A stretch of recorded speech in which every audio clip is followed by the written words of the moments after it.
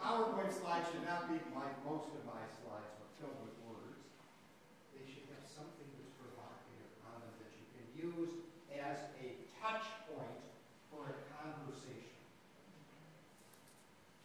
So a map, a chart, an image, a cartoon, something that you can then use with your students as the source of a conversation for a dialogue. Thank you very much. I really appreciate it.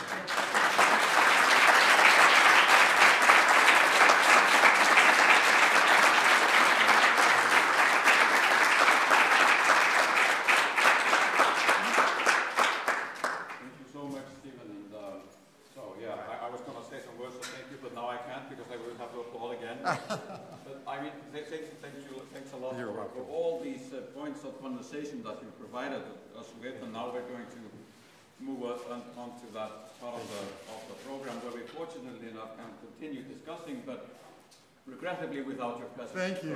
Toby is now Toby Wikström. Let's give Toby also a hand for bringing Steve.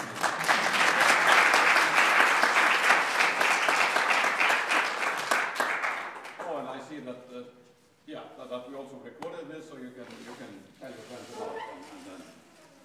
Okay, thank you so much. Bye-bye.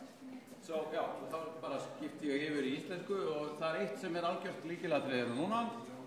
Að þið með alls ekki fara út úr herberginu fyrir að þið eru búin að fá spjald í hendurna.